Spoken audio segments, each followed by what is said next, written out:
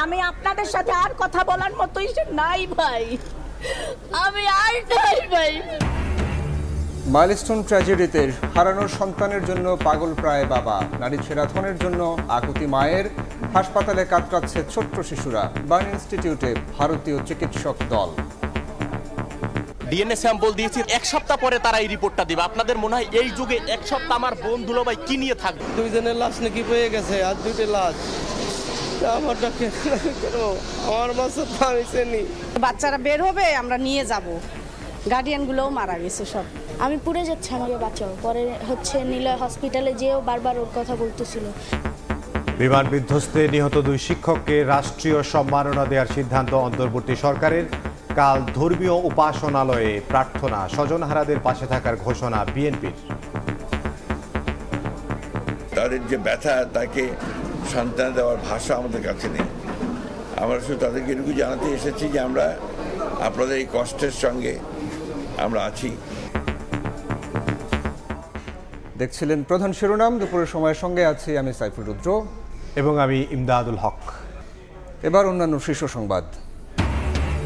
সাবেক প্রধান বিচারপতি এবিএম খায়রুল হক গ্রেফতার, আজই তোলা হবে আদালতে। তত্ত্বাবধায়ক ব্যবস্থা বাতিল করে গণতন্ত্র ধ্বংসের অভিযোগ, দৃষ্টান্তমূলক শাস্তি দাবি। স্থানীয় নির্বাচনে থাকছে না দলীয় প্রতীক, 4টি আইনের সংশোধনী উপদেষ্টা পরিষদে অনুমোদন। সরকারি কর্মকর্তাদের বেতন কাঠামো পর্যালোচনায় কমিশন গঠন।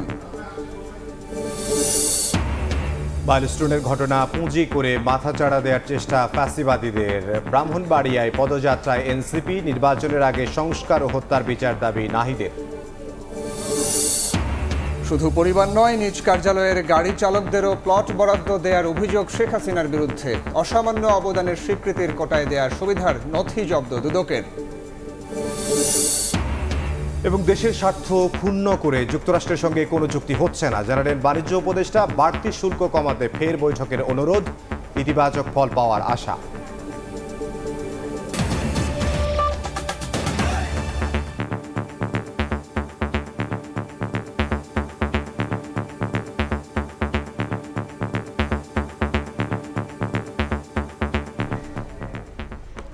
নিখোঁজ সন্তানের খোঁজে দিশেহারা বাবা মা, সন্তানের জন্য অশ্রু ঝরাচ্ছেন দুর্ঘটনা কবলিত স্কুলের মূল ফটকের সামনে। কখনো চিৎকার করে স্কুল কর্তৃপক্ষের কাছে চাইছেন সন্তানের খোঁজ। সকাল থেকে মাইলস্টোন স্কুলের শিক্ষকরা এসেছেন ক্যাম্পাসে। কাজ শুরু করেছে স্কুল কর্তৃপক্ষের গঠিত তদন্ত কমিটি। মাইলস্টোন স্কুলের 3য় শ্রেণীর রাইসামনির বাবা শাহাবুল ইসলাম। দুর্ঘটনায় প্রাণ হারিয়েছে রাইসামনি। প্রায় সম্পূর্ণ শরীর পুড়ে গিয়ে ঘটনাস্থলে প্রাণ যায় রাইসার দেহাবশেষের ঠাঁই হয় সিএমএইচে। এখনো বুঝে পায়নি আদরের সন্তানের মরদেহ। এরই মধ্যে আরেক অভিভাবক রাইসামনিকে দাবি করেছেন তার সন্তান হিসাবেও। সন্তানের শারীরিক গঠন তার কাছে চিরচেনা, তাই রাইসার জন্য এখন পাগল প্রায় বাবা শাহাবুল। ওখানে 4টে বাচ্চা ছিল, আমার বাচ্চা সহ খানা খাচ্ছিল। দুইজনের লাশ নাকি পেয়ে গেছে, আর দুইটা লাশ। আমারটা কেন আমার বাচ্চা তো আমি চিনি। এদিকে সন্তান বেঁচে আছেন নাকি মরে গেছেন জানেন না আফিয়ার মা। তাই স্কুলের ভেতরে প্রবেশ করতে না পেরে মূল ফটকের সামনেই নাড়ি ছেঁড়া ধনের জন্য আকুতি তার। বৃহস্পতিবার স্কুলের গেটে ভিড় করেন উদ্বিগ্ন অভিভাবক আর শিক্ষার্থীরা। মাইলস্টোন স্কুল অ্যান্ড কলেজে বিমান দুর্ঘটনায় ভাগ্যক্রমে যারা বেঁচে গেছেন সেই সব শিক্ষার্থীদের তাড়া করছে দুঃসহ স্মৃতি। প্রিয় বন্ধু, প্রিয় সহপাঠীর সাথে খেলা হবে না, দেখা হবে না স্কুল মাঠে কিংবা টিফিনের ফাঁকে। একটা জোর একটা প্লেনের শব্দ হলো, অনেক জোরে প্লেনের শব্দ, কান ধরে রাখছিলাম। এত জোরে প্লেনের শব্দ কখনো শুনি নাই। এখন মনে হবে উপর দিয়ে বিমান উড়ে গেল, এখন পড়তে পারে আমাদের উপর। সবাই একসঙ্গে আমরা প্রতিদিন আসে এখানে গল্প করতাম। শামীম যখন পুড়ে যাচ্ছিল তো আমার আরেকটা ফ্রেন্ড নিলয়, ওর নাম, নিলয়কে বলছিল যে নিলয় আমাকে বাঁচাও। সকালে শিক্ষকরা আসেন স্কুলে, শোক স্তব্ধ তারাও। আমার সেই দিনের ঘটনা মনে হলে আমি চোখের সামনে দেখেছি। হতাহতদের তালিকা, নিখোঁজদের প্রকৃত সংখ্যা নির্ণয়ে স্কুল কর্তৃক গঠিত তদন্ত কমিটি কাজ শুরু করলেও গণমাধ্যমে কথা বলেননি কেউই। তোহা খান তামিম, সময় সংবাদ, ঢাকা। এই মুহূর্তে মাইলস্টোন স্কুলের সামনে আছেন সহকর্মী তোহা খান তামিম। সরাসরি প্রথমে যাচ্ছি তার কাছে। ঠিক মাইলস্টোন স্কুল অ্যান্ড কলেজের মূল যে ফটক রয়েছে সেই ফটকে এখন আমরা দেখতে পাচ্ছি যে উদ্বিগ্ন অভিভাবক যারা শিক্ষার্থী রয়েছেন বিভিন্ন শ্রেণীর সেই শিক্ষার্থীরা এখানে উপস্থিত হয়েছে এবং সকাল থেকে আমরা লক্ষ্য করেছি যে যাদের সন্তানদের এখনও কোনো খোঁজ পাওয়া যায়নি এমন 3 জন অভিভাবককে আমরা পেয়েছি যারা এখানে এসে তাদের সন্তানদের যে খোঁজ সেই খোঁজ তারা করেছেন। এখানে বেশ বলা যায় যে বেশ জটলা পেকেছে, অর্থাৎ এলাকাবাসী যারা রয়েছেন উৎসুক জনতার যে ভিড় সে ভিড় রয়েছে, পাশাপাশি এখানকার যারা শিক্ষার্থী রয়েছেন সেই শিক্ষার্থীরাও কিন্তু এখানে জড়ো হয়েছেন এবং তারা বলছেন যে এই যে সচরাচর যে প্রতিনিয়ত যে ঘটনাটি ঘটে, অর্থাৎ তাদের স্কুলের উপর দিয়ে বিভিন্ন ধরনের যাত্রীবাহী বিমান কিংবা অন্যান্য যে বিমান সেই বিমানগুলো উড়ে যায়, এখন তাদের আসলে আতঙ্ক তৈরি হয়েছে এক প্রকার। এই বিমান দেখলেই বা বিমানের শব্দ শুনলেই, উড়োজাহাজের শব্দ শুনলেই তাদের আসলে এক ধরনের আতঙ্ক, মনের ভেতরে একটা আতঙ্ক জাগছে যে কখন না জানি আসলে কোন দুর্ঘটনা ঘটে। এই ধরনের একটি যে শঙ্কা, সেই শঙ্কা তাদের মনের মধ্যে কিন্তু আসলে জাগছে এবং তারা বলছেন যে একসময় এটি স্বাভাবিক ঘটনা মনে হলেও এখন বিমানের শব্দ শুনলে তাদের মনের ভিতরে একটা অজানা কিন্তু আতঙ্ক বিরাজ করছে।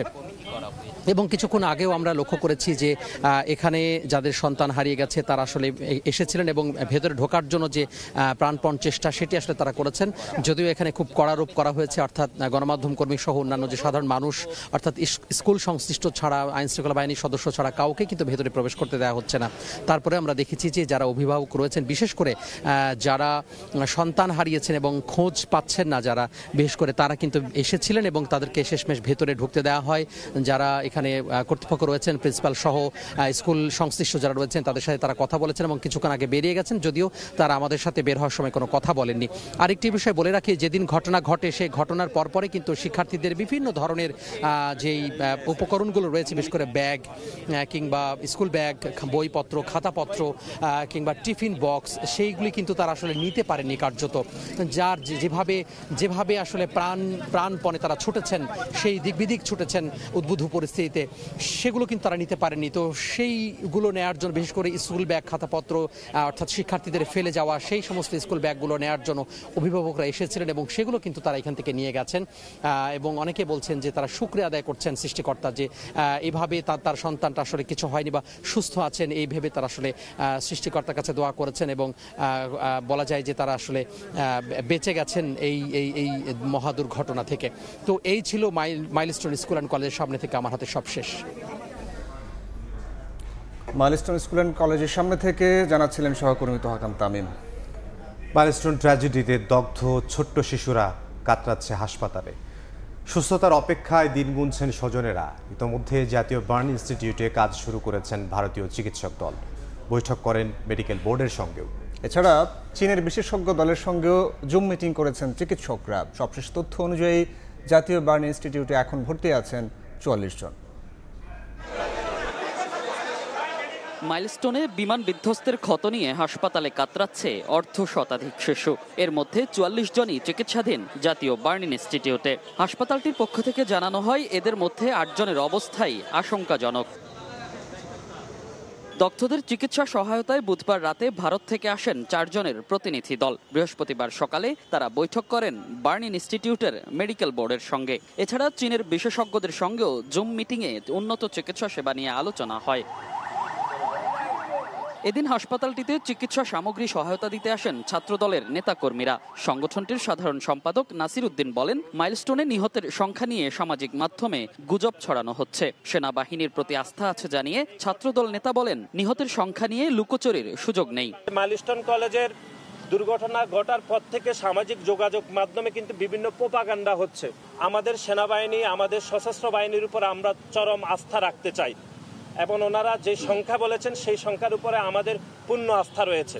যতজন শিক্ষার্থী শহীদ হয়েছেন তাদের প্রত্যেকের কিন্তু হিসাব নেওয়া খুবই সহজ, সুতরাং লাশের সংখ্যা কোনোভাবে লুকানোর কোনো অবকাশ নেই। মাইলস্টোনে বিমান বিধ্বস্তের ঘটনায় আহতদের শতভাগ চিকিৎসা নিশ্চিত করে নিহতদের জন্য ক্ষতিপূরণের দাবিও জানান ছাত্রদল নেতারা। মনির হোসাইন, সময় সংবাদ, ঢাকা। এই মুহূর্তে জাতীয় বার্ন ইনস্টিটিউটের সামনে আছেন সহকর্মী মনির হোসাইন, সরাসরি যাব তার কাছে।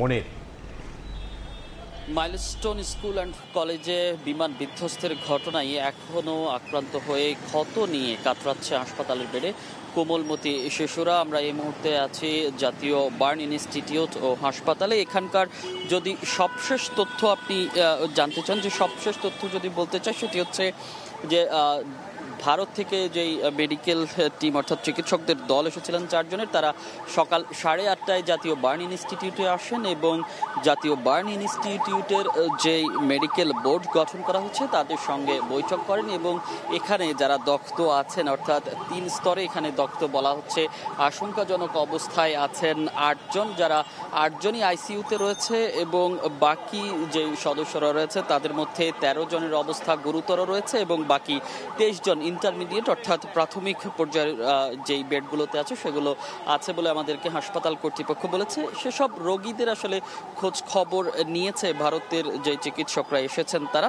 এবং আরও একটি তথ্য আমাদের কাছে এসেছে, যে সেটি হচ্ছে চীনের একটি চিকিৎসক দলের সঙ্গেও কিন্তু এখানকার যে মেডিকেল বোর্ড আছে তাদের কথা হয়েছে এবং চীন থেকে একটি মেডিকেল টিম দেশে আসতে পারে বলেও আমরা জানতে পেরেছি। তবে সেটি কখন নাগাদ আসবে কিংবা কবে আসবে এবং তারা আসলে কতজন আসবে সেটি ব্রিফিংয়ের মাধ্যমে অবশ্যই গণমাধ্যমকে জানানো হবে বলে জানানো হয়েছে। তবে সেই ব্রিফটি আসলে কখন হবে সেটি এখনও বলা হয়নি এবং সবশেষ যেটি হাসপাতাল কর্তৃপক্ষ থেকে জানানো হয়েছে যে এখন পর্যন্ত 44 জন এখানে চিকিৎসাধীন রয়েছে এবং এর আগে আমরা যেটি দেখেছি দুপুরে ছাত্রদলের পক্ষ থেকে চিকিৎসা সামগ্রী দেওয়া হয়েছিল জাতীয় বার্ন ইনস্টিটিউট থেকে, বার্ন ইনস্টিটিউটে। সেখানেও আসলে কথা বলেছিলেন ছাত্রদলের সাধারণ সম্পাদক নাসির উদ্দিন। তিনি আসলে যেটি বলছিলেন যে এই দপ্তর আছে তাদের সুচিকিৎসার ব্যবস্থা করতে সরকারের কাছে দাবি জানিয়েছেন। তো বার্ন ইনস্টিটিউট থেকে এই ছিল আমার কাছে এখনকার মতো সবশেষ। মনির হুসাইন, জাতীয় বার্ন ইনস্টিটিউটের সামনে থেকে। বিমান বিধ্বস্তের ঘটনায় নিহত মাইলস্টোন কলেজের 2 শিক্ষককে রাষ্ট্রীয় সম্মাননা দেওয়ার সিদ্ধান্ত নিয়েছে সরকার। উপদেষ্টা পরিষদে এই সিদ্ধান্ত গ্রহণ করা হয়। একই সঙ্গে নিহতদের স্মরণে আগামীকাল সারা দেশের বিভিন্ন ধর্মীয় প্রতিষ্ঠানে বিশেষ প্রার্থনার আয়োজন করা হবে বলে জানানো হয়। প্রধান উপদেষ্টার নেতৃত্বে বৈঠকে অংশ নেন উপদেষ্টারা। সেখানে দেশের সার্বিক পরিস্থিতি নিয়ে আলোচনা হয়, নেওয়া হয় বেশ কিছু সিদ্ধান্ত। বৈঠকের শুরুতে মাইলস্টোন স্কুল অ্যান্ড কলেজে বিমান দুর্ঘটনায় নিহতদের স্মরণে শোক প্রস্তাব গ্রহণ, 1 মিনিট নীরবতা পালন এবং নিহতদের রুহের মাগফিরাত কামনা করে মোনাজাত করা হয়। নিহতদের পরিবার এবং আহতদের চিকিৎসা সেবায় সরকারের পক্ষ থেকে প্রয়োজনীয় সকল সহায়তা দেওয়ার সিদ্ধান্ত নেওয়া হয়।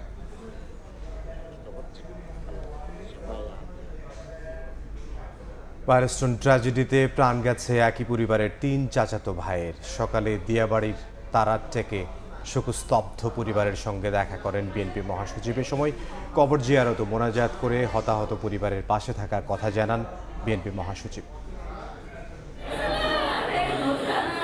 ভাই, বন্ধু, খেলার সাথী তৃতীয় শ্রেণীর উমায়ের নূর আশিক, দ্বিতীয় শ্রেণীর বোরহান উদ্দিন বাপ্পি আর চতুর্থ শ্রেণীর শিশু মাহিদ হাসান আরিয়ান এখন পাশাপাশি কবরে শায়িত।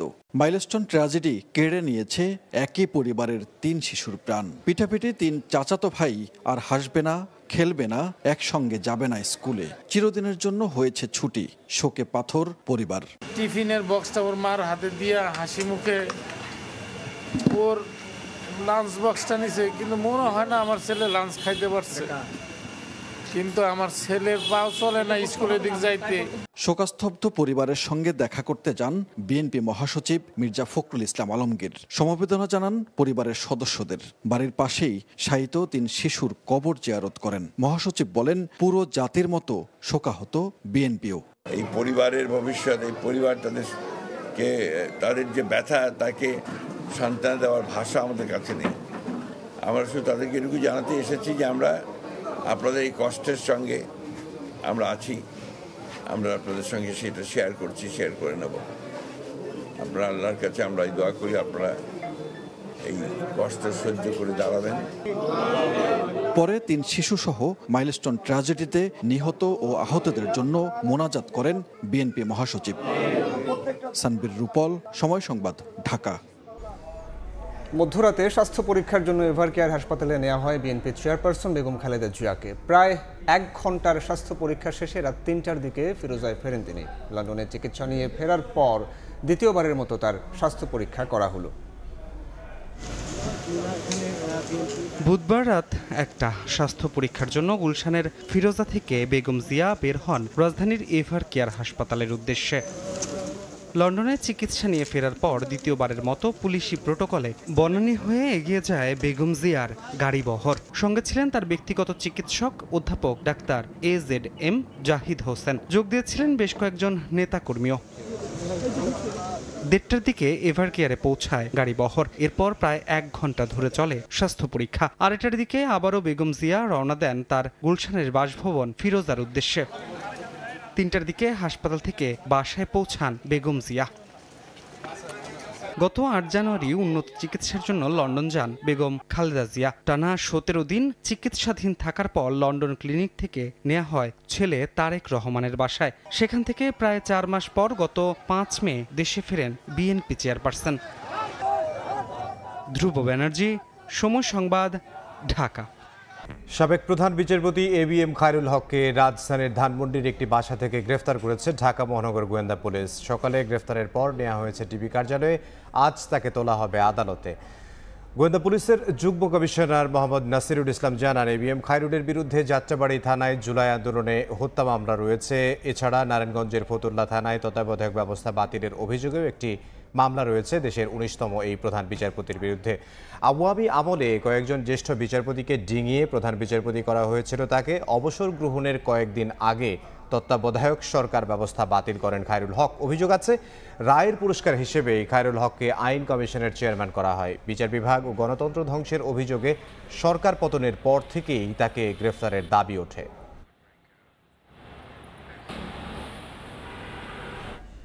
বিচার বিভাগ দলীয়করণ ও গণতন্ত্র ধ্বংসের অন্যতম কারিগর বলা হয় সাবেক প্রধান বিচারপতি ABM খায়রুল হককে। বিএনপির আইনজীবীরা বলছেন, তার মুখ্য উদ্দেশ্যই ছিল রাজনৈতিক ইস্যুকে আদালতে টেনে সপক্ষে রায় দিয়ে পতিত আওয়ামী সরকারকে সুবিধা পাইয়ে দেয়া। সেই চেষ্টার সর্বশেষ নজির ছিল তত্ত্বাবধায়ক সরকার ব্যবস্থা বাতিল করা। এছাড়া বেগম জিয়াকে বাড়ি ছাড়া করা নেপথ্যে খায়রুল হককে দায়ী করেন আইনজীবীরা। 1998 সালে হাইকোর্টের অস্থায়ী বিচারপতি হিসেবে নিয়োগ পান ABM খায়রুল হক। 2 বছর পর তাকে স্থায়ী করা হয়। 2010 সালে এসে জ্যেষ্ঠ 2 জন বিচারপতিকে ডিঙিয়ে করা হয় 19তম প্রধান বিচারপতি। খায়রুল হকের বিরুদ্ধে অভিযোগ, প্রধান বিচারপতি হিসেবে নিয়োগ পেয়েই রাজনৈতিক নানা বিষয়ে কোর্টে টেনে সপক্ষে রায় দিয়ে আওয়ামী লীগকে সুবিধা পাইয়ে দেওয়া। জিয়াউর রহমানকে স্বাধীনতার ঘোষক থেকে সরানো, বেগম জিয়াকে মইনুল রোডের বাড়ি ছাড়া করার নৈপথ্যও ছিলেন তিনি। এই খায়রুল হককে অনেক আগে গ্রেফতার করতে পারতেন। আমাদের বিশ্বাস, আগেও বলেছি এখনো বলি, তখন বলেছি খায়রুল হক পালাতে পারে না, এই দেশেই আছে, সরকার ইচ্ছা করলে গ্রেফতার করতে পারেন। খায়রুল হক দেশের বিচার বিভাগ ও গণতন্ত্র ধ্বংসের শেষ পেরেক মারেন অবসরে যাওয়ার 7 দিন আগে। এক খোঁচায় বাতিল করে দেন তত্ত্বাবধায়ক সরকার ব্যবস্থা। শুধু তাই নয়, সংক্ষিপ্ত রায়ে পরবর্তী 2 মেয়াদে তত্ত্বাবধায়ক সরকার ব্যবস্থা থাকতে পারে বলা হলে পূর্ণাঙ্গ রায়ে তা পাল্টে দেন সাবেক এই প্রধান বিচারপতি। বিএনপির আইনজীবীরা বলছেন, গণতন্ত্র হত্যা ও শেখ হাসিনাকে ফ্যাসিস্ট বানানোর প্রধান স্থপতি ছিলেন খায়রুল হক। অর্থাৎ শেখ হাসিনার চেয়ে বড় আওয়ামী লীগের ছিলেন এই অবিচারক খায়রুল হক। সারা বাংলাদেশের মানুষ তাকে চিনে একজন জ্ঞান পাপী। বিচার বিভাগ ও গণতন্ত্র ধ্বংসের জন্য জনতার আদালতে খায়রুল হকের বিচার দাবি করেছেন দলটির আইনজীবীরা।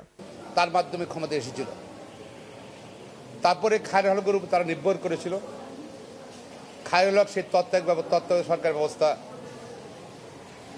বাতিল করেছে, দেশের সংঘাতের সৃষ্টি করেছিল। এবং রায়টা সে ওপেন কোর্টে শর্ট জাজমেন্ট দিয়েছিল।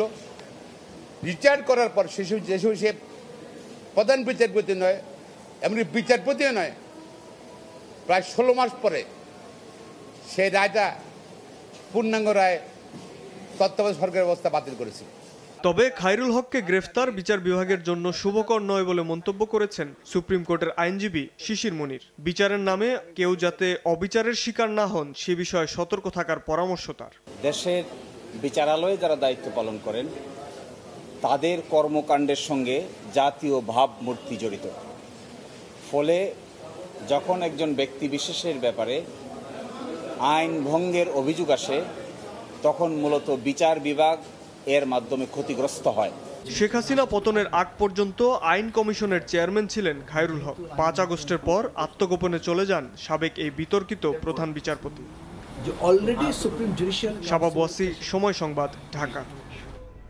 সাবেক প্রধান বিচারপতি খায়রুল হকের আইন অনুযায়ী দৃষ্টান্তমূলক শাস্তির দাবি জানিয়েছেন বিএনপি মহাসচিব মির্জা ফখরুল ইসলাম আলমগীর। দুপুরে রাজধানীর গুলশানে বিএনপি চেয়ারপারসনের কার্যালয়ে এক জরুরি সংবাদ সম্মেলনে এই কথা জানান তিনি। তাকে দেশের সবচেয়ে বড় শত্রু আখ্যা দিয়ে বিএনপি মহাসচিব বলেন, তত্ত্বাবধায়ক সরকার নিয়ে তার দেয়া রায় রাষ্ট্রবিরোধী। বিলম্ব হলেও তার বিরুদ্ধে সরকার ব্যবস্থা নেয় ধন্যবাদ জানান মির্জা ফখরুল। বিলম্ব হলেও যে এতদিন পরে তার বিরুদ্ধে যে ব্যবস্থা গ্রহণ করেছে সরকার, সেই জন্য সরকারকে আন্তরিক ধন্যবাদ জানাচ্ছি এবং সঠিকভাবে তার তদন্ত হবে সব বিষয়গুলোর এবং তার সঠিকভাবে তার বিচার কার্য সম্পাদন হবে, সেটাই আমরা আশা করি। বিচার বিভাগ, যেটাকে আমরা মনে করি যে আপনার জুডিশিয়ারি সবচেয়ে বড় জায়গা, যেখানে আপনার সবচেয়ে আপনার মানুষের আস্থা থাকে, সেই আস্থা জায়গাটাকে সম্পূর্ণভাবে তিনি ধ্বংস করেছেন শুধুমাত্র তার রাজনৈতিক চিন্তাভাবনা, সেই কারণে, যেটা বাংলাদেশের সবচেয়ে বড় ক্ষতি করেছে বলে আমরা মনে করি। Thank you. স্থানীয় সরকার নির্বাচনে থাকছে না দলীয় প্রতীক। সকালে উপদেষ্টা পরিষদের বৈঠকে সংক্রান্ত আইনের সংশোধনী অনুমোদন দিয়েছে উপদেষ্টা পরিষদ। এদিকে সরকারি কর্মকর্তা কর্মচারীদের বেতন কাঠামো পর্যালোচনায় কমিশন গঠন করেছে সরকার। রাজধানীর তেজগাঁওয়ে প্রধান উপদেষ্টার কার্যালয়ে বৈঠকে সভাপতিত্ব করেন ডক্টর মোহাম্মদ ইউনূস। বৈঠকে স্থানীয় সরকার নির্বাচন স্বতন্ত্র প্রতীকে করার সংশোধনী অনুমোদন দেওয়া হয়। 2015 সালে আইন সংশোধন করে ইউনিয়ন পরিষদ, উপজেলা পরিষদ, পৌরসভা ও সিটি কর্পোরেশন প্রতীক প্রবর্তন করে তৎকালীন আওয়ামী লীগ সরকার। স্থানীয় সরকারকে শক্তিশালী ও জনবান্ধব করতে স্থানীয় সরকার সংস্কার কমিশন এই নির্বাচনে দলীয় প্রতীক ব্যবহার বন্ধ করার সুপারিশ করে। মাইলস্টোনের ঘটনা পুঁজি করেও ফ্যাসিবাদীরা মাথাচাড়া দেওয়ার চেষ্টা করছে বলে অভিযোগ করেছেন এনসিপির দক্ষিণাঞ্চলের মুখ্য সংগঠক হাসনাত আব্দুল্লাহ। এদিকে নির্বাচনের আগে সংস্কার ও হত্যার বিচার দাবি জানিয়েছেন আহ্বায়ক নাহিদ ইসলাম। দেশ গড়তে জুলাই পদযাত্রা কর্মসূচির অংশ হিসেবে দুপুরে ব্রাহ্মণবাড়িয়ায় পথসভায় কথা বলেন জাতীয় নাগরিক পার্টির নেতারা।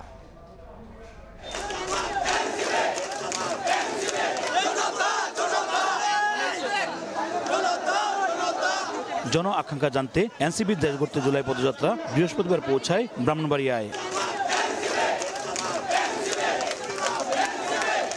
শহরের বিভিন্ন সড়কে পদযাত্রা যোগ দেন দলের কেন্দ্রীয় স্থানীয় নেতাকর্মীরা। মিছিলটি শহরের পৌর মুক্ত মঞ্চে সমাবেশস্থলে গিয়ে শেষ হয়। এ সময় মাইলস্টোন ট্র্যাজেডিতে শোক প্রকাশ করে দক্ষিণাঞ্চলের মুখ্য সংগঠক হাসনাত আব্দুল্লাহ বলেন, মাইলস্টোনের ঘটনা পুঁজি করে মাথাচাড়া দেওয়ার চেষ্টা করছে ফেসিবাদীরা। তাদেরকে রুখতে ফেসিবাদ বিরোধী সব রাজনৈতিক দলকে ঐক্যবদ্ধ হওয়ার আহ্বান জানান। পাশাপাশি নির্বাচনের আগে সংস্কার ও হত্যার বিচার দাবি করেন। মাইলস্টোনে যখন অনাকাঙ্ক্ষিত ঘটনাটি ঘটেছে, আমরা ভেবেছিলাম ফেসিবাদের পতন হয়েছে, কিন্তু আমরা দেখতে পেলাম মাইলস্টোনের ঘটনাকে পুঁজি করে আবার আওয়ামী লীগ পুনর্গঠিত হচ্ছে। একটি গণতান্ত্রিক উত্তরণের জন্য আমরা যে সংস্কার প্রস্তাবগুলো দিয়েছি, এই সংস্কার প্রস্তাবের আশু বাস্তবায়নের মধ্য দিয়ে একটি গ্রহণযোগ্য নির্বাচনের দিকে যেতে হবে। সেটির পূর্বে দৃশ্যমান বিচার এবং সংস্কার নিশ্চিত করতে হবে। ওই আওয়ামী লীগের গুন্ডারা যাদেরকে শহীদ করেছে, সেই আওয়ামী লীগের গুন্ডাদেরকে বিচারের আওতায় দাঁড় করাতে হবে। দেশের প্রতিটি জেলায় উন্নয়নের সুষম বন্টনের দাবি জানিয়ে দলটির আহ্বায়ক নাহিদ ইসলাম বলেন, এনসিপি সংস্কার, বিচার ও নতুন সংবিধানের দাবিতে এগিয়ে যাবে। জাতীয় নাগরিক পার্টি সংস্কার, বিচার, নতুন সংবিধানের দাবিতে এগিয়ে যাবে। আমরা মনে করি উন্নয়ন মানে শুধু ঢাকার উন্নয়ন নয়, বাংলাদেশের প্রত্যেকটি জেলায় উন্নয়নের সুষম বন্টন হতে হবে। এর আগে শহরের সার্কিট হাউসে জুলাই আন্দোলনের শহীদ পরিবারের সদস্যদের সঙ্গে মত বিনিময় করেন দলটির কেন্দ্রীয় নেতারা। উজ্জ্বল চক্রবর্তী, সময় সংবাদ, ব্রাহ্মণবাড়িয়া। শুধু পরিবার নয়, নিজ কার্যালয়ের গাড়ি চালকদেরও প্লট বরাদ্দ দেওয়ার অভিযোগ উঠেছে শেখ হাসিনার বিরুদ্ধে। অসামান্য অবদানের স্বীকৃতির কোটায় দেয়া এসব সুবিধার নথি জব্দ করেছে দুদক। সংস্থাটি বলছে, এই কোটায় সাবেক প্রধানমন্ত্রীর কার্যালয়ের সঙ্গে যুক্ত 15 গাড়ি চালককে ঢাকার ঝিলমিল আবাসন প্রকল্পে প্লট বরাদ্দ দেওয়া হয়েছিল। সাবেক প্রধানমন্ত্রী শেখ হাসিনা ক্ষমতার অপব্যবহার করে শুধু নিজ পরিবারের সদস্যদের জন্যই নয়, তার কার্যালয়ের গাড়ি চালকদের জন্যও রাজুকের প্লট বরাদ্দের ব্যবস্থা করেছেন, এমন অভিযোগ পেয়েছে দুর্নীতি দমন কমিশন দুদক। সম্প্রতি রাজুক কার্যালয়ে অভিযান চালায় দুদক। সেই অভিযানে মেলে ড্রাইভারদের প্লট বরাদ্দ দেওয়া সংক্রান্ত নথিপত্র। জানা যায়, অসামান্য অবদানের স্বীকৃতি কোটায় সাবেক প্রধানমন্ত্রীর কার্যালয়ের সঙ্গে যুক্ত মোট 15 জন গাড়ি চালককে ঢাকার ঝিলমিল আবাসন প্রকল্পে প্লট বরাদ্দ দেওয়া হয়েছিল। নথি বিশ্লেষণে আরও দেখা গেছে, 2 জন চালক পেয়েছেন 3 কাঠা করে জমি, 3 জন পেয়েছেন 5 কাঠা করে। রাষ্ট্রের জন্য তাদের কী অবদান তা কোনো নথিতে স্পষ্ট নয় বলে জানিয়েছে দুদক। প্লট বরাদ্দের তালিকায় আরও আছে 45 জন ব্যবসায়ী, 2 জন বাংলাদেশি ব্রিটিশ নাগরিক, কয়েকজন সাংবাদিক, বিচারপতি ও অন্যান্য পেশার ব্যক্তি। তবে তাদের সবাই কিভাবে এই কোটা প্রাপ্য হলেন তাও প্রশ্নবিদ্ধ। এদিকে সাবেক প্রধান বিচারপতি ABM খায়রুল হক অবৈধভাবে প্লট নেয়ার প্রাথমিক প্রমাণ পাওয়ায় 7 সদস্যের তদন্ত কমিটি গঠন করেছে দুদক। অন্যদিকে মানি লন্ডারিংয়ের অভিযোগে সাবেক ভূমিমন্ত্রী সাইফুজ্জামান চৌধুরী জাবেদ এর বিরুদ্ধেও মামলা করেছে দুদক। তুষার আহমেদ ইমন, সময় সংবাদ, ঢাকা। যান্ত্রিক ত্রুটির কারণে বাংলাদেশ বিমানের দুবাই থেকে চট্টগ্রাম হয়ে ঢাকাগামী ফ্লাইট মাঝপথ থেকে ফিরে শাহ আমানত বিমানবন্দরে অবতরণ করেছে। বিমানে থাকা 287 যাত্রীর সবাই নিরাপদে আছেন, শাহ আমানত বিমানবন্দর কর্তৃপক্ষ জানিয়েছে। বিমান বাংলাদেশ এয়ারলাইন্সের BG148 ফ্লাইট দুবাই থেকে সকাল 7:15টায় শাহ আমানত বিমানবন্দরে অবতরণ করে। সকাল 8:37 ফ্লাইটটি ঢাকার উদ্দেশ্যে যাত্রা করে। মাঝপথে যান্ত্রিক ত্রুটি দেখা দেয় বিমানটি আবারও শাহ আমানত বিমানবন্দরে অবতরণ করে। বিকল্প ফ্লাইটে যাত্রীদের আনা হচ্ছে ঢাকায়। তবে বিমানের জনসংযোগ বিভাগ জানিয়েছে, টেক অফের পর একটি সতর্কতামূলক বার্তা পাওয়ায় পাইলট নিরাপত্তার জন্য শাহ আমানতেই ফিরিয়ে নিয়ে যান বিমানটি। দেশের স্বার্থ ক্ষুণ্ণ করে যুক্তরাষ্ট্রের সঙ্গে কোনো চুক্তি হচ্ছে না বলে জানালেন বাণিজ্য উপদেষ্টা শেখ বশিরউদ্দিন। দুপুরের সচিবালয়ে তিনি জানান, যুক্তরাষ্ট্রের বাজারে বাংলাদেশি পণ্যের উপর আরোপিত শুল্ক কমানোর বিষয়ে আশাবাদী বাংলাদেশ। যদিও ট্রাম্পের বাড়তি শুল্ক কার্যকরের আর মাত্র 1 সপ্তাহ বাকি থাকলেও দেশটির সঙ্গে দর কষাকষির জন্য তৃতীয় দফার আলোচনা কবে হবে তা এখনও নিশ্চিত নয় বাংলাদেশের জন্য। যুক্তরাষ্ট্রের পাল্টা 35% শুল্ক কার্যকরের আর 7 দিন বাকি। অতিরিক্ত শুল্ক হার কমিয়ে আনতে যুক্তরাষ্ট্রের সঙ্গে 2 দফা আলোচনা শেষে তৃতীয় দফার অপেক্ষায় বাংলাদেশ। বাড়তি শুল্ক হার কমাতে যুক্তরাষ্ট্র থেকে আমদানি বাড়ানোর সিদ্ধান্ত নিয়েছে সরকার। যুক্তরাষ্ট্রের আরোপ করা শুল্ক কমাতে বাংলাদেশের স্বার্থ ক্ষুণ্ণ হয় সরকার এমন কিছু করছে না বলে জানিয়েছেন বাণিজ্য উপদেষ্টা শেখ বশিরউদ্দিন। স্বার্থ ক্ষুণ্ণ করে আমরা কেন কাজ করব? এটা একটা সম্পূর্ণ অবান্তর প্রশ্ন। আমরা যা প্রচেষ্টা করছি তাহলে তার আন্তঃমন্ত্রণালয়ের মিটিংয়ের দরকার হয় না। তাহলে তো কোনো একটা নির্দিষ্ট কিছু মেনে নিয়ে কাজটা করে ফেললে হয়ে যায়। সো আমরা তো স্বার্থপূর্ণ করার প্রশ্ন আসলে পরিশ্রমের দরকার কেন? দুপুরে সচিবালয়ে সাংবাদিকদের বাণিজ্য উপদেষ্টা জানান, যুক্তরাষ্ট্রের বাজারে বাংলাদেশি পণ্যের আরোপিত শুল্ক কমানোর বিষয়ে আশাবাদী বাংলাদেশ। এর জন্য মার্কিন বাণিজ্য প্রতিনিধি দলের সঙ্গে ফের বৈঠকের অনুরোধও করা হয়েছে। গতিশীলভাবে এই জিনিসটা আগাচ্ছে বলেই তারা অলরেডি একটা অনলাইন মিটিং আমাদেরকে দিয়েছে চিঠির উপরে ভিত্তি করে, এবং এই অনলাইন মিটিংয়ের পরিপ্রেক্ষিতে আমরা আমাদের পরবর্তী কর্মকাণ্ড নিশ্চিত। যুক্তরাষ্ট্রের শুল্ক পদ্ধতি ও আইনি কাঠামোর কারণে লবিস্ট নিয়োগ দিয়ে আরোপিত বাড়তি শুল্ক কমানো সম্ভব নয় বলেও জানান উপদেষ্টা। এই কাঠামোতে লবিস্টদের করার কোনো কিছু আছে কিনা আমি ঠিক জানি না। প্রসূন আশিস, সময় সংবাদ, ঢাকা। সিম কেনার সংখ্যা 15 থেকে 10টিতে নামানো সরকার। এতে একজন গ্রাহকের নামে 10-এর বেশি নিবন্ধিত সিম থাকলে তা বন্ধ করা হবে। বিটিআরসির নির্দেশে এরই মধ্যে 15টি সিম আছে এমন গ্রাহককে খুদে বার্তা পাঠাচ্ছে মোবাইল অপারেটররা। শুভখান জানাচ্ছেন বিস্তারিত। এতদিন জাতীয় পরিচয়পত্র, ড্রাইভিং লাইসেন্স, জন্ম নিবন্ধন সনদ ও পাসপোর্ট দিয়ে সর্বোচ্চ 15টি মোবাইল সিম কেনার সুযোগ পেতেন একজন গ্রাহক। তবে সেই সুযোগ এবার কাটছাঁট করল সরকার। বর্তমানে প্রতি মাসে গড়ে প্রায় 50 লাখ সিম বিক্রি করে 4 মোবাইল অপারেটর, যা পর্যালোচনা করে বিটিআরসি বলছে একদিনে একই গ্রাহক 2-এর অধিক সিম নিবন্ধন করেছেন, যা অস্বাভাবিক। আবার 15টি সিম আছে এমন গ্রাহক একসঙ্গে 5 থেকে 6টির বেশি সচল রাখেন না। সব মিলিয়ে একজন গ্রাহকের বিপরীতে সিম সংখ্যা 15 থেকে 10টিতে নামানোর নির্দেশ দিয়েছে বিটিআরসি। এটা দ্রুতই বাস্তবায়ন হয়ে যাবে। বর্তমানে প্রায় 6,76,00,000 ব্যবহারকারীর হাতে সিম আছে 18,62,00,000-এর মতো। নতুন সিদ্ধান্তে মিশ্র প্রতিক্রিয়া গ্রাহকদের মধ্যে। সিমের কারণে অপরাধ বেড়ে যাচ্ছে। প্রতারণা করবে সে 10টা হোক 15টা হোক সব দিক দিয়ে করতে পারবে। একটা ফ্যামিলির 10টা সিম যথেষ্ট, 10টা নাম্বার ব্যবহার করবে। সরকারি সিদ্ধান্ত বাস্তবায়নে 26 লাখ গ্রাহকের 67 লাখ সিম বন্ধ হবে। *16001# ডায়াল করে নিবন্ধিত সিম সংখ্যা জানা যাবে। থাকছে গ্রাহক সেবা কেন্দ্রের সহযোগিতাও। 30 অক্টোবর পর্যন্ত পছন্দমতো সিম বন্ধ করার সুযোগ পাবেন গ্রাহকরা। কোনো সিম আপনি ডিসকন্টিনিউ করতে চান, আপনি সেই অপারেটরের আপনি যদি সেবা সেন্টারে যান, আপনি কিন্তু তখন সেটা ডিসকানেক্ট করতে পারবেন। আইওটির সাথে যে সিমগুলো যাবে সেগুলো ডেফিনেটলি এই ক্যাপের মধ্যে আসাটা ঠিক হবে না। এই সুযোগ না নিলে 30 অক্টোবরের পর গ্রাহকের 10-এর বেশি সিম স্বয়ংক্রিয়ভাবে বন্ধ করে দেবে মোবাইল অপারেটররাই। শুভ খান, সময় সংবাদ, ঢাকা। কর্মকর্তা কর্মচারীদের পোশাক বিষয়ক নির্দেশনা প্রত্যাহার করেছে বাংলাদেশ ব্যাংক। বৃহস্পতিবার বাংলাদেশ ব্যাংকের মুখপাত্র জানান, অফিস সময়ে পেশাদার ও মার্জিত পোশাক পরিধানের বিষয়ে স্ব বিভাগীয় সভার আলোচনায় যে সিদ্ধান্ত নেওয়া হয়েছিল তা প্রত্যাহার করা হয়েছে। মুখপাত্র জানান, পোশাক পরিধানের বিষয়ে কোনো নীতিগত সিদ্ধান্ত বা কোনো সার্কুলার জারি করা হয়নি। সংবাদ মাধ্যমে বিষয়টি জানতে পেরে গভর্নর নির্দেশ দিলে এই সিদ্ধান্ত প্রত্যাহার করে নেওয়া হয়। এর আগে বাংলাদেশ ব্যাংকের মানব সম্পদ বিভাগ 2 থেকে পুরুষ ও নারী কর্মীদের জন্য নির্দিষ্ট পোশাক পরিধানের কথা বলা হয়েছিল। কেবল অপারেটর্স অ্যাসোসিয়েশন অব বাংলাদেশ কোয়াবের দ্বিবার্ষিক নির্বাচনের ভোট গ্রহণ চলছে। সকাল 9টায় রাজধানীর গুলশানে রাজু খাতির ঝিল ম্যানেজমেন্ট ভবনে এলিট কনভেনশনে হলে ভোট গ্রহণ অনুষ্ঠিত হয়। শুরু হয় সংগঠনটির সদস্যরা তাদের প্রতিনিধি নির্বাচনে ভোট দিতে আসেন। এবার 33টি পদের বিপরীতে লড়ছেন 38 জন প্রার্থী। বিরতিহীনভাবে চলে এবং এটি চলবে বিকেল 4টা পর্যন্ত।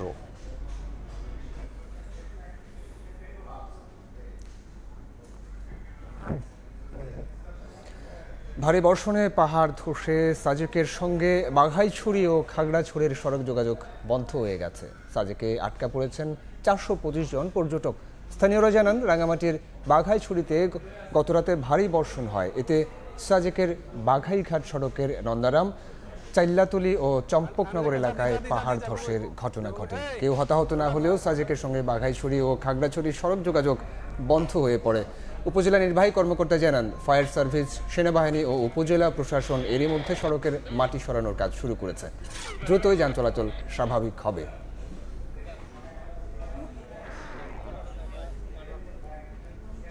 এই মুহূর্তে বিমান বিধ্বস্ত হওয়া মাইলস্টোন স্কুলের ক্লাসরুমে আছেন সহকর্মী তোহাকান তামিম। সরাসরি যাব তার কাছে। মাইলস্টোন স্কুল অ্যান্ড কলেজে যে প্রাথমিক শাখা অর্থাৎ 1 থেকে ক্লাস 5 পর্যন্ত ঠিক সেই বিল্ডিংয়ের সামনে দাঁড়িয়ে রয়েছি। আমরা একটু দেখাতে চাই এই মুহূর্তে আমার সহকর্মীকে বলবো যে ঠিক বিমানটি এই জায়গায় এসে প্রথমে আসলে আঘাত হানে এবং আঘাত হানার পরপরই এটি আসলে বলা যায় যে মাটি দিয়ে এখানে প্রথমে আঘাত হানার পরে মাটি দিয়ে ক্রল করে এটি এখানে একটি তাল গাছ ছিল, সেই তাল গাছটি আসলে একেবারে বলা যায় যে ভেঙে চুরে নিয়ে ঠিক এখানে এই যে ক্লাসরুমটিতে সেই ক্লাসরুমের ঠিক আমরা সামনে দাঁড়িয়ে রয়েছি এবং এই ক্লাসরুমটি হচ্ছে ক্লাস 3 স্কাই শাখা। মূলত ঠিক আমার বাম পাশে অর্থাৎ এই পুরো জায়গাটিতে কিন্তু মোট 6টি ভবন রয়েছে, অর্থাৎ 6টি শ্রেণীকক্ষ রয়েছে এবং 6টি শ্রেণীকক্ষ মূলত ক্লাস 3-র 2টি, ক্লাস 4-এর 2টি এবং ক্লাস 5-এর 2টি, এভাবে কিন্তু 6টি যে শ্রেণীকক্ষ রয়েছে। আপনারা এই মুহূর্তে যেই কক্ষটি দেখতে পাচ্ছেন সেটি ক্লাস 3-র স্কাই শাখা। মূলত এখানে প্রথম আঘাত হানে বিমানটি, অর্থাৎ মাটি দিয়ে ক্রল করে এসে প্রথমে এখানে আঘাত হানে এবং আগুন লেগে যায়। আগুন লাগার পরে এরপরে যেই কক্ষটি দেখতে পাচ্ছেন এটি হচ্ছে স্কাউট শাখা ক্লাস 3-র, এরপরে দোয়েল শাখা ক্লাস 4-এর, এরপরে ক্লাস 4-এর আরও একটি শাখা এবং এরপরে যে দুটি সর্বশেষ পর্যায়ে যে দুটি রুম রয়েছে, শ্রেণীকক্ষ রয়েছে, সেই শ্রেণীকক্ষর কিন্তু ক্লাস 5-এর আরও দুটি শাখা, অর্থাৎ মোট 6টি শাখা এখানে রয়েছে ক্লাস 3, 4 এবং 5-এর। তো মূলত এখানে যেই ভবনটি আমরা এখন লক্ষ্য করছি যে এই ভবনের ভেতরে ইলেকট্রিক পাখাগুলো বাঁকা হয়ে গিয়েছে, এখানে কংক্রিটের যেই গ্রিল রয়েছে সেটি বাঁকা হয়ে গিয়েছে, অর্থাৎ বিভৎস একটি দৃশ্য কিন্তু বলা যায় যে এখানে দৃশ্য অবতারিত হয়েছে এবং এখানে ভেতরে যে প্রচণ্ড রকমের যে তীব্র গন্ধ, পোড়া গন্ধ এখনও কিন্তু এখানে আসলে আমরা দেখতে পাচ্ছি যে এখানে সেখানে কাঠের তৈরি যে চেয়ার আসবাবপত্র রয়েছে, সেই আসবাবপত্র যেখানে শিক্ষার্থীরা, কোমলমতি শিক্ষার্থীরা তারা বসতেন, সেই আসবাবপত্রগুলো পুড়ে গিয়েছে এবং কংক্রিটের যেই গ্রিল রয়েছে সেই গ্রিলগুলো কিন্তু একেবারে পুড়ে গিয়ে বাঁকা হয়ে গিয়েছে এবং পুরো যেই ক্লাসটি আপনারা দেখতে পাচ্ছেন যে একেবারে ভেঙে গিয়ে পুরোটা কিন্তু আসলে ভেঙে গিয়েছে, ধ্বংস হয়ে গিয়ে কিন্তু বিমানটি ভেতরে ঢুকে গেছে এবং সেটির যে জেট ফুয়েল সেটি ছড়িয়ে পড়ে, যার ফলশ্রুতিতে খুব সহজেই কিন্তু আগুন লেগে যায় এবং এর ভয়াবহতা মুহূর্তের মধ্যে কিন্তু তীব্র থেকে তীব্রতর হয়। এবং আমরা এখানে লক্ষ্য করছি যে বিমানের যে একটি ছোট্ট টুকরো, সেই টুকরোটি কিন্তু আমরা এখানে লক্ষ্য করছি, অর্থাৎ এই টুকরোটি এখানে আসলে পড়ে রয়েছে, সম্ভবত এটি বিমানের কোনো একটি টুকরো হবে এবং এভাবেই কিন্তু বলা যায় যে ছড়িয়ে ছিটিয়ে যেই ধ্বংসাবশেষ, সেই ছড়িয়ে ছিটিয়ে কিন্তু ধ্বংসাবশেষ কিন্তু এখন অবশিষ্ট রয়েছে। কিছুক্ষণ আগে এখানে আইএসপিআর এর পক্ষ থেকে আসলে এখানে গণমাধ্যম কর্মীদের নিয়ে আসা হয়েছে এবং আমরা এখানে এসেছি এবং আমরা দেখানোর চেষ্টা করলাম যে ভেতরে যে ধ্বংসযজ্ঞ, সেই ধ্বংসযজ্ঞের চিত্র।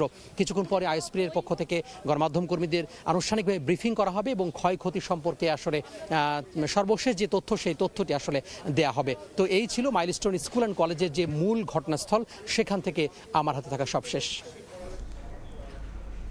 মাইলস্টোন কলেজের সামনে থেকে সহকর্মী তোহা খান তামিম। দেশের বাইরের খবর, রাশিয়ার আমুর প্রদেশে 49 আরোহী নিয়ে বিধ্বস্ত হয়েছে একটি যাত্রীবাহী বিমান। সব আরোহীর মৃত্যুর খবর জানালো গণমাধ্যম। আন্তালোভ আল-24 মডেলের বিমানটি টিন্ডার শহরের উদ্দেশ্যে যাত্রা করেছিল। ঘন বনাঞ্চলের উপর দিয়ে উড়ে যাওয়ার সময় দুর্ঘটনাটি ঘটে। স্থানীয় সময় বৃহস্পতিবার আন্তনোভ আন-24 মডেলের যাত্রীবাহী একটি বিমান আমুর প্রদেশের ব্লেগোভসিন্স্ক থেকে টিন্ডা শহরের উদ্দেশ্যে যাত্রা করে। মাঝপথে বিমানটি বিধ্বস্ত হয় বলে জানিয়েছে রুশ গণমাধ্যম। বিমানে 49 আরোহী ছিলেন, যার মধ্যে 5 শিশু ও 6 ক্রু। বিধ্বস্তের আগে 570 কিলোমিটার দীর্ঘ এই রুটের শেষের দিকে হঠাৎ রাডার থেকে বিচ্ছিন্ন হয়ে পড়ে বিমানটি। জরুরি দুর্যোগ ব্যবস্থাপনা কর্তৃপক্ষ জানায়, সাইবেরিয়ার তাইগা বনভূমির ওপর দিয়ে উড়ে যাওয়ার সময় অদৃশ্য হয়ে যায় বিমানটি। পরে গন্তব্যস্থল থেকে 15 কিলোমিটার দূরে বিধ্বস্ত অবস্থায় বিমানটির সন্ধান মেলে। উদ্ধার অভিযান শুরু করেছে ফায়ার সার্ভিস। রুশ কর্তৃপক্ষ জানিয়েছে উদ্ধারকারী দল ও সরঞ্জাম মোতায়েন করা হয়েছে সেখানে। তবে ঘন বনাঞ্চল হওয়ায় উদ্ধার কাজ চালানো অত্যন্ত কঠিন। তুষার, পাহাড় আর ঘন গাছপালা দুর্গম পরিস্থিতি তৈরি করেছে। আন্তনোভ আন-24 মডেলের বিমানটি তৈরি হয়েছিল 1950-এর দশকে। রাশিয়ায় এটি এখন সীমিত পরিসরে বাণিজ্যিকভাবে ব্যবহৃত হয়।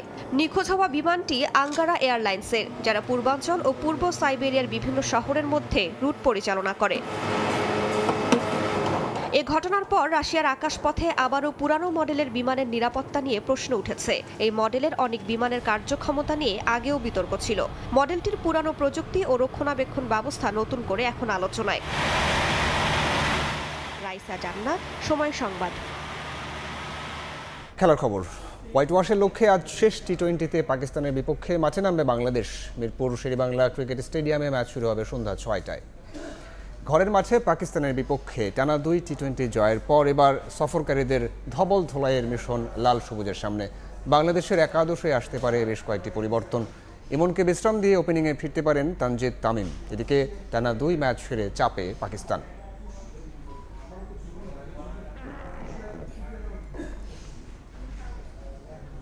ঢাকায় চলছে এশিয়ান ক্রিকেট কাউন্সিলের বার্ষিক সাধারণ সভায়। মুহূর্তে হোটেল ইন্টারকন্টিনেন্টালে আছেন সহকর্মী সাব্বির মিথুন। সবশেষ খবর জানবো, সরাসরি যাব তার কাছে। মিথুন, বেলা 2টা নাগাদ শুরু হয়েছে এসিসির এই এজিএম এবং সেই এজিএমকে ঘিরে তাদের সদস্যদের অর্ধেকের বেশি দেশ এই বৈঠকে সরাসরি উপস্থিত থেকে যুক্ত হয়েছেন এবং এছাড়াও অনলাইনে ভারত, শ্রীলঙ্কা, ওমান সহ বেশ কিছু দেশের প্রতিনিধিরা যুক্ত হয়েছেন। সব মিলিয়ে বলা যায় এশিয়ান ক্রিকেটের ভবিষ্যৎ কেমন হবে বা সামনে যে এশিয়া কাপটি রয়েছে তার ভবিষ্যৎ নির্ধারণে এই বৈঠকটি একটা গুরুত্বপূর্ণ ভূমিকা পালন করবেন। হয়তো বেলা 4টা নাগাদ আমরা জানতে পারবো এই বৈঠক থেকে কী কী সিদ্ধান্ত আসলে এসিসি উপনীত হয়েছেন এবং কি কি সিদ্ধান্ত আসলে এশিয়ান ক্রিকেটের ভবিষ্যৎ নির্ধারণে নেওয়া হবে। তবে সবচেয়ে বড় যে বিষয়টা বা গুরুত্ব যে বিষয়টি পাচ্ছে সেটা হচ্ছে এশিয়া কাপ। সেটা একটা আনুষ্ঠানিক বা আনুমানিক যে একটা তারিখ রয়েছে সেটা হচ্ছে সেপ্টেম্বর প্রথম দিকে ধারণা করা হচ্ছে, বা ভারতীয় বেশ কিছু গণমাধ্যম জানাচ্ছে যে 5 তারিখ থেকে শুরু হয়ে বা 8 তারিখ থেকে শুরু হয়ে সেপ্টেম্বর প্রথম দিকেই আসলে এশিয়া কাপ অনুষ্ঠিত হবে এবং ভারত সেই টুর্নামেন্টে অংশগ্রহণ করবে। অর্থাৎ যে একটা শঙ্কা ছিল যে ভারত পাকিস্তান ইস্যুতে যে অবস্থা, তাতে ভারত আলটিমেটলি এশিয়া কাপে অংশগ্রহণ করবে কিনা সেই জটিলতা কিন্তু অনেকটাই কেটে যাচ্ছে এবং আরব আমিরাতের 2টি ভেন্যুতে হয়তো 8 দল নিয়েই এই টুর্নামেন্ট মাঠে করাতে যাচ্ছে। এছাড়াও এসিসির যে সহসভাপতি পদ সেটাও খালি রয়েছে, সেই পদেও হয়তো কাউকে চূড়ান্ত করা হবে। এছাড়াও এশিয়া কাপের সামনের সার্কেলের হোস্ট কারা হবে, অর্থাৎ 27-এর পরে 29 বা 31 সালে এশিয়া কাপের আয়োজক সত্য কারা পাবে সেটাও আসলে নির্ধারিত হতে পারে এই গুরুত্বপূর্ণ এজিএম এর সভায়। আপনি যেমনটা জানেন যে 2 দিন ব্যাপী এই সভার প্রথম দিনে কিন্তু এজিএম হবে, এরপরে এখান থেকে প্রতিনিধিরা বের হয়ে বাংলাদেশের যে ম্যাচ রয়েছে আজকে বাংলাদেশ পাকিস্তান ম্যাচ, তৃতীয় টি20 সেই মিরপুরে সেই ম্যাচ দেখতে এখানকার কর্মকর্তা বিন্দু যাবে। আমার কাছে এখন পর্যন্ত এসিসির এজিএম নিয়ে এই ছিল সব শেষ। সাব্বির মিঠুন, হোটেল ইন্টারকন্টিনেন্টালের সামনে থেকে। এ পর্যায়ে শীর্ষ সংবাদগুলো জানাবো আরও একবার। সাবেক প্রধান বিচারপতি এবিএম খায়রুল হক গ্রেফতার, আজই তোলা হবে আদালতে। তত্ত্বাবধায়ক ব্যবস্থা বাতিল করে গণতন্ত্র ধ্বংসের অভিযোগ, দৃষ্টান্তমূলক শাস্তি দাবি। এবং স্থানীয় নির্বাচনে থাকছে না দলীয় প্রতীক। 4টি আইনের সংশোধনী উপদেষ্টা পরিষদে অনুমোদন। সরকারি কর্মকর্তাদের বেতন কাঠামো পর্যালোচনায় কমিশন গঠন।